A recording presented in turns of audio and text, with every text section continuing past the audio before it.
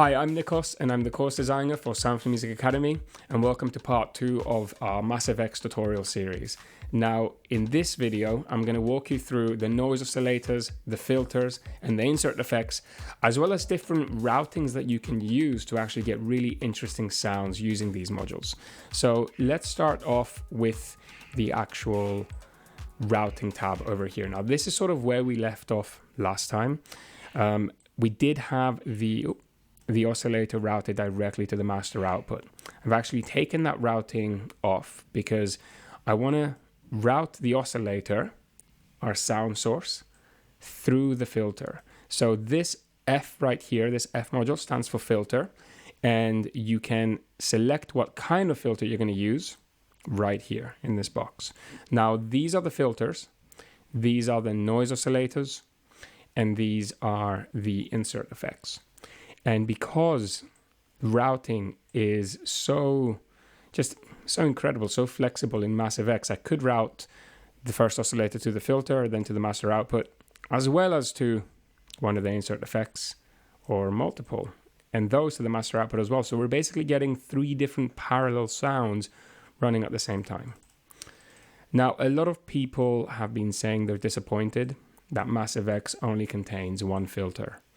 That's not actually the case. Yes, you do only have a choice of one filter in the main filter section, but either of these 3 insert effects, you can load a filter on them. So if I click on utility, I have a choice of high pass and low pass filters and a choice of 2 of them. So you can even make a band pass filter with them. So actually you've got a lot more choice than what you initially think you have if you've just looked at the synth.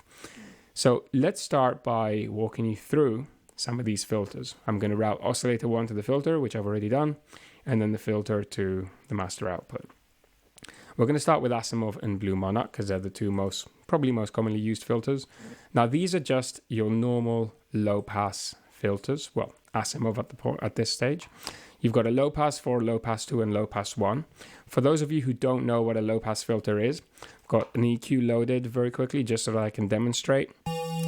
Here is the sound. A low pass filter is simply something that cuts away the high frequencies and leaves the low frequencies present. And your cutoff or cutoff frequency is where those frequencies begin to roll off.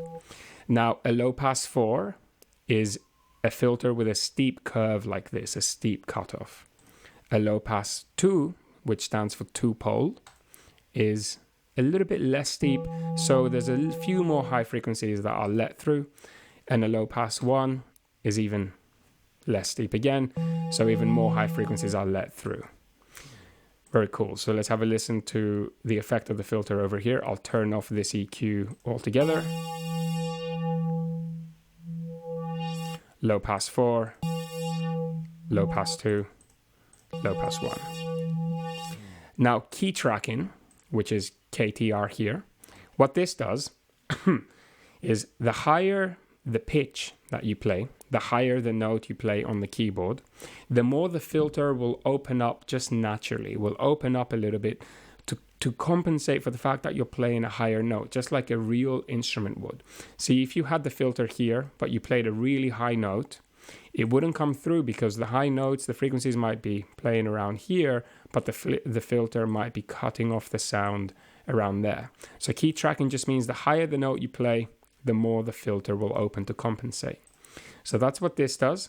FM and gain we'll get to in a little bit. Finally, resonance just creates a little boost at the frequencies around the cutoff point like this, which means if you start modulating the filter like this, you get that like wangy sound, which can be really cool for filter modulation. It can also make a low pass sound a little bit brighter. Cool. Blue Monarch, same thing. You might ask, why do you need 2 different types of low pass filters? They just sound slightly different. The resonance will sound slightly different. The way that it cuts off the frequencies will be a little bit different. So this resonance is definitely peaking out more. We've got low pass, bandpass, peak, and high pass. Now, this isn't an in-depth synthesis tutorial. It's more of a tutorial about Massive X. So if you don't know what the other filter types mean, I would recommend you go and actually watch a video on those. But you've got a choice of multiple different types of filters over here. Very, very useful. Now, before we get on to Comb, let's go to Creek and Groin. Now, Creek is really, really cool. It's Massive X's version of the screen filter that existed in the original Massive. So it creates a very aggressive type sound. The higher the resonance, the more aggressive it is. Now let's try and, let's see. Let's go smear us.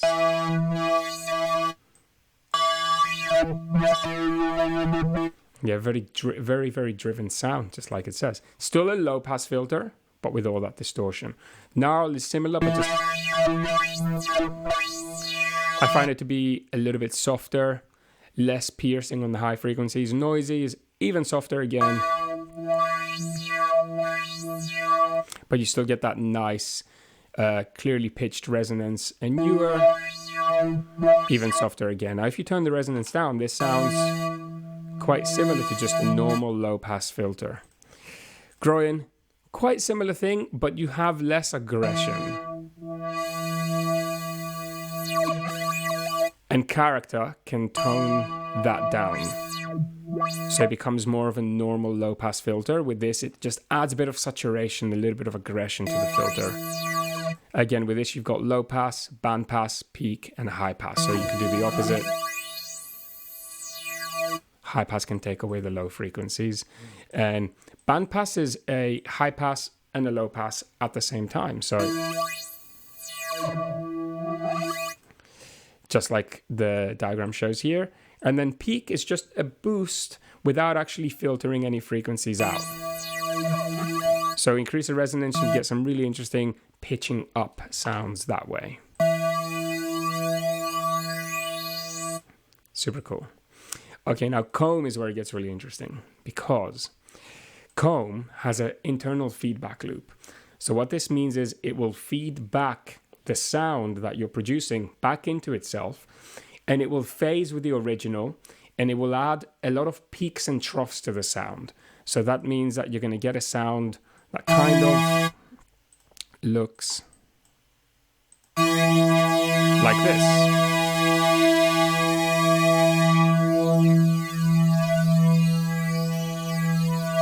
And you hear it kind of sounds like it's phasing a little bit. Now, they've actually also added an exciter, oscillator, and flanger. So oscillator will sound more like a normal comb filter. It's just feeding back its oscillator, essentially. Sorry.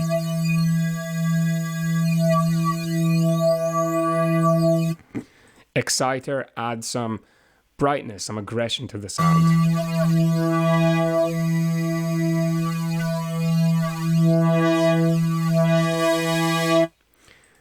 And flanger creates a sort of flanging type of sound.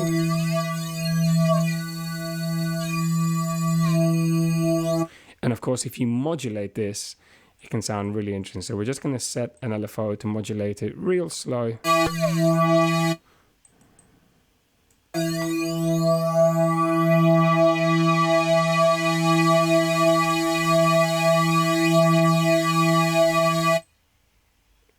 Try different LFO. Really cool. Now there's also a low pass frequency here, which low passes the actual feedback loop as well as the sound. Okay. And also this, which increases the amount. Now this changes the polarity of the feedback so that you get different frequencies adding up and cancelling out. So again, you can get different sounds with that. You know, try it out, try the different combinations. Overall, all you need to know is that with the comb filter, you can create some really nice phasing sounds, especially if you modulate it with an LFO. If you don't know what an LFO is, we're going to cover that in a later video anyway, so you'll learn what it does then. Okay, now we've got scanner, which again, just another low pass filter, but the resonance is quite bright. low pass, band pass, low pass 1, and peak, which again just boosts a range of frequencies. It doesn't actually filter anything out.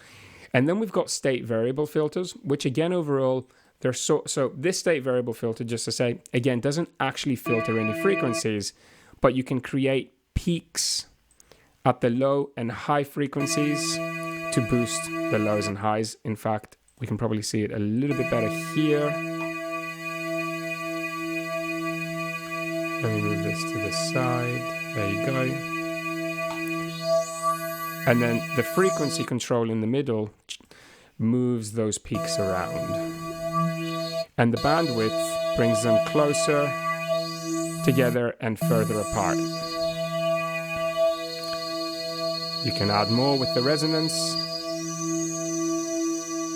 tone them down, either with the peak controls or with the resonance. The resonance makes them more sharp, whereas the peak controls just brings up a range of frequencies around that point. It can sound very nice.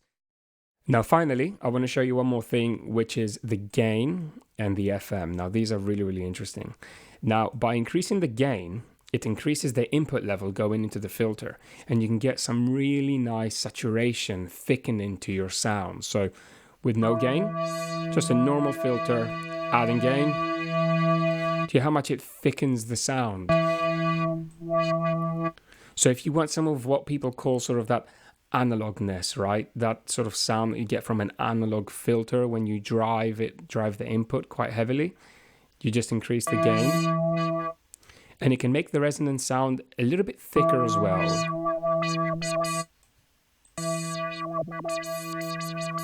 That sounds very digital to me compared to with the gain all the way up. It's a thicker filter sound. I really like it. Now, FM is very similar to phase modulation for the oscillators. If you don't know what I'm talking about, go and watch the first video. Now, this can frequency modulate the filter cutoff. So let me show you slowly what it does. So I'm going to route oscillator 2 to FM to filter. Now, unless you route an oscillator to FM, FM isn't actually going to do anything. Now, oscillators 2, waveform, and frequency, the frequency being the pitch that I'm playing, the note that I'm playing, is going to modulate the filter cutoff. So if I turn this up, you get some really nice driven sort of saturation distortion that I think sounds a lot less harsh than phase modulating an oscillator. So if you want a little bit of that sort of timbre, but you don't want it to be really metallic or harsh, phase modulation, frequency modulation on the filter is the way to go. So let me turn the pitch of oscillator 2 down all the way and play a low note so you can actually hear what it's doing. It's opening and cutting the filter. That's all it's doing. So all it's literally doing is this, but very, very quickly at the same pitch as the note you're playing. Some filters have it.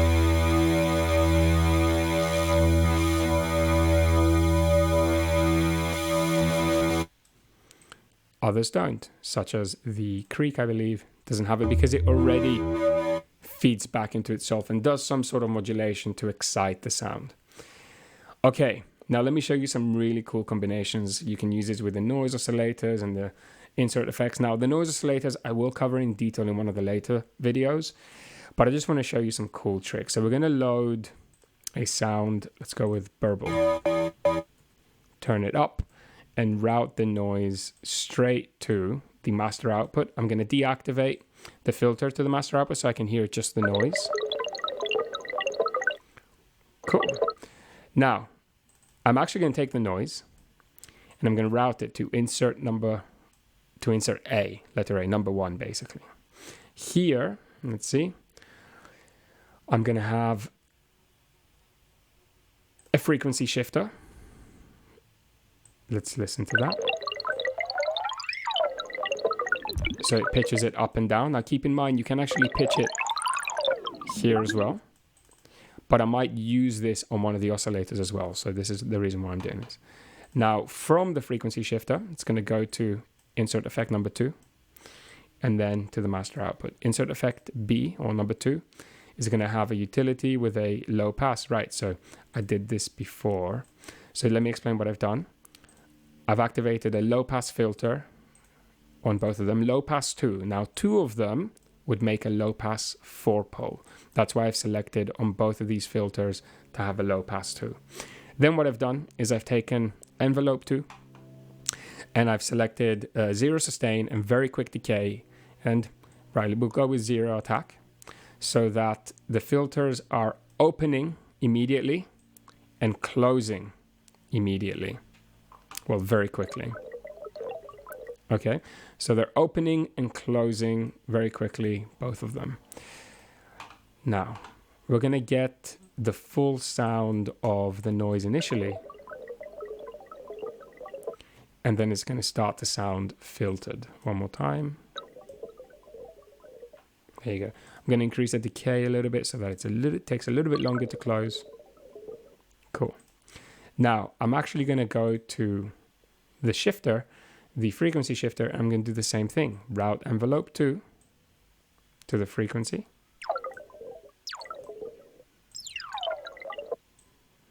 And I'm also going to route oscillator 2 to the same frequency shifter. Now we're going to decrease the decay so that it's quick again. So we get that nice pluck and then the burbles after. And we're going to introduce oscillator 1 again. So we've got a tune, we've got a melody that we can play using oscillator 1. And we've also got some atmosphere from the burbles. And we've got some pitching in the beginning to create a bit of a pluck, almost. Now we can change the burbles to something else. That sounds pretty cool. If we don't want it to continue playing, we can route another envelope to the volume and get it to decay as well.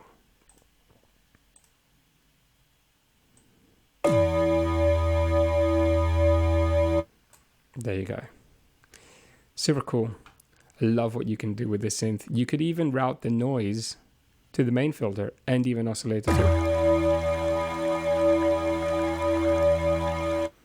There you go. Take it all the way down.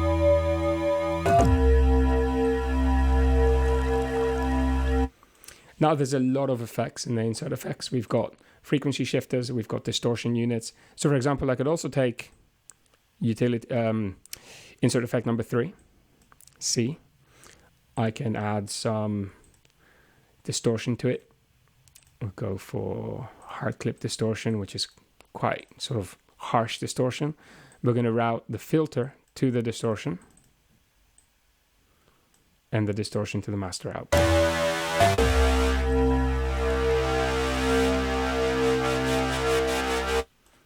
We could even route everything to the distortion first, and then from the distortion to the filter, from the filter to the master output. Now it's distorting and then the filter is filtering. And then that way we can low pass the whole distortion if we want to. The whole sound, make it sound very deep and rumbly. And we could get envelope 2 to modulate the filter cutoff of the whole output.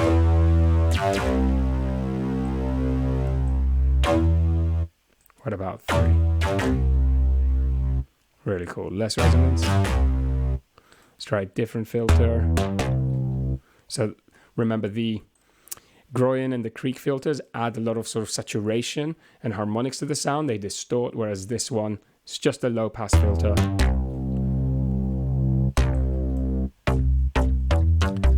No FM. With frequency modulation, it's very quickly opening and closing the filter cutoff, therefore making it sound brighter. But the center is still where the actual knob is, therefore you still get control over making the sound deeper or brighter. Think of the possibilities. And with the gain down, we don't get that thickness to the sound that we would with the gain.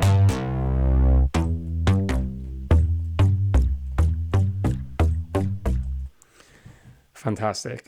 I hope that gives you some great insight into the capabilities of Massive X with the filters, with the noise oscillators, with the routing matrix as well, and the insert effects.